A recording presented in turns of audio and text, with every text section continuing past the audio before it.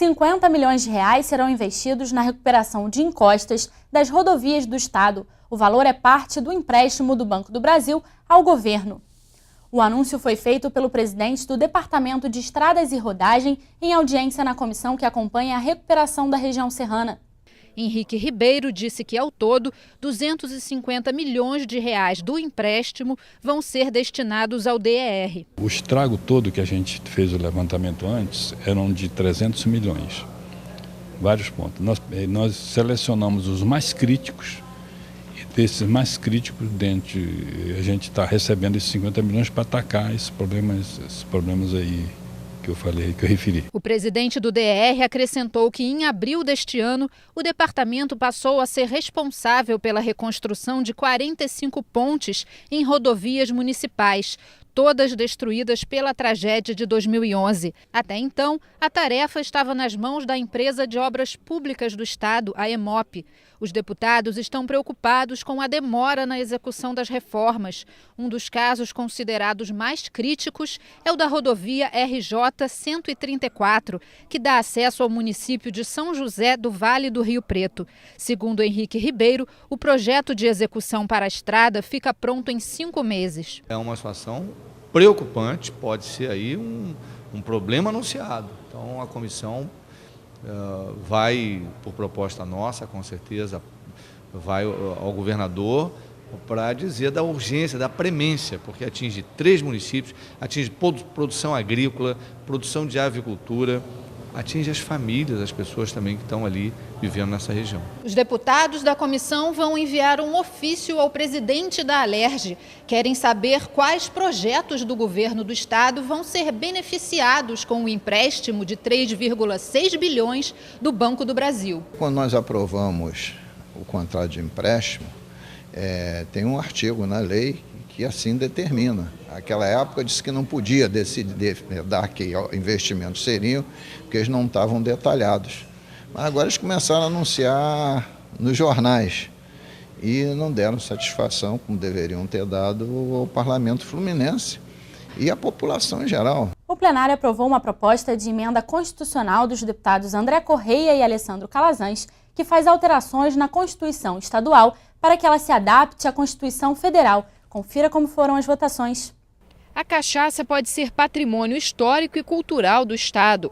A proposta do deputado Luiz Martins, aprovada em segunda discussão, fala sobre a importância da bebida derivada da cana-de-açúcar para a economia local. Também foi discutido o projeto do deputado Paulo Ramos, que garante o direito das pessoas manterem criações ou alojamentos para cães e gatos nas residências.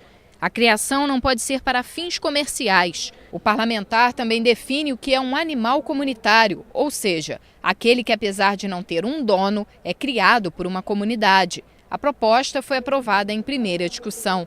Outro projeto analisado foi a proposta de emenda à Constituição do Estado, apresentada pelos deputados André Correia e Alessandro Calazans. Os parlamentares fazem alterações para que a legislação estadual fique em conformidade com a federal.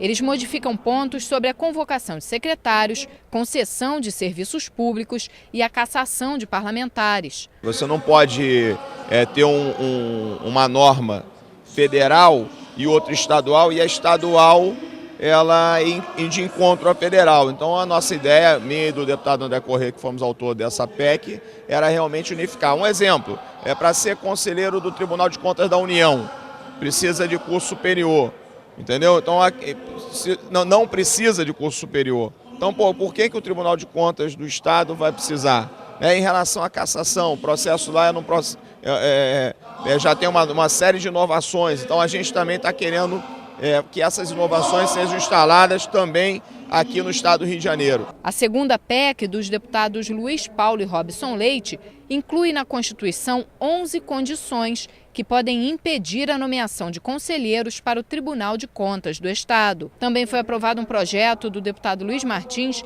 que determina a instalação dos chamados telhados verdes em todos os prédios públicos que forem projetados após a transformação dessa proposta em lei.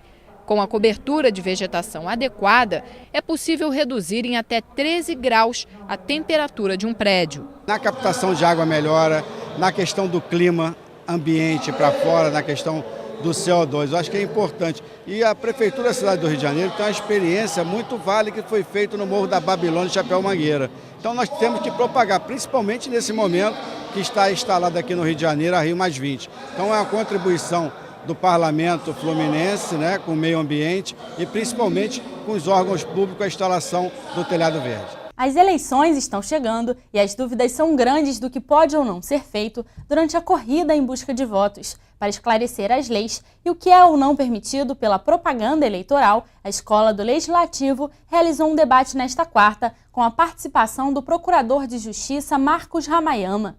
O procurador destacou a necessidade de se criar um código eleitoral que una e simplifique todas as leis e resoluções em vigor. Hoje nós vimos que temos aí mais ou menos quase 1000 artigos de lei, né, sobre resoluções que todo ano eleitoral são expedidas pelo TSE, que regulamenta aquela eleição específica, que muitas destas regulamentações hoje viraram artigos de lei e outras já poderiam ser textos, efetivamente, de um código eleitoral moderno. Marcos Ramayama abordou as últimas mudanças nas leis eleitorais que acabaram com os outdoors e os chamados showmícios. De 2006 para cá, a legislação eleitoral passou por 4 alterações, incluindo a exigência de documento com foto para votar e a aprovação da lei da ficha limpa.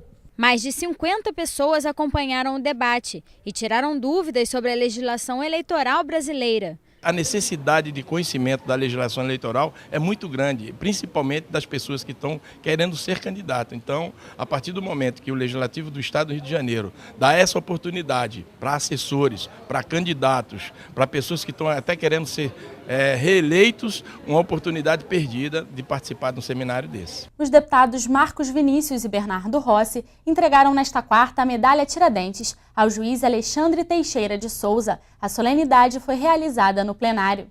O doutor Alexandre, além da condução da Vara da Infância e do Adolescente em Petrópolis, tem um trabalho social muito grande, já atendeu mais de 2.000 crianças. É um juiz que participa junto com a comunidade petropolitana e merece com certeza ser agraciado com a medalha Tiradentes. Em 6 anos, ele conseguiu beneficiar mais de 2.000 crianças com cidadania e abrangendo todas as famílias também. Então, ele é um exemplo de homem, é um exemplo de profissional e dá orgulho a Petrópolis, ao estado do Rio de Janeiro e ao Brasil. É um reconhecimento em dobro pelo trabalho que está sendo prestado, não por mim, mas por toda a equipe da Vara da Infância e da Juventude de Petrópolis. O Jornal da LERJ fica por aqui. Você pode acompanhar a programação também em nosso site ou pelas redes sociais. Às 2h20 da tarde, a edição do Jornal da LERJ com as principais notícias desta quinta-feira. Não perca! TV LERJ, o canal do povo fluminense.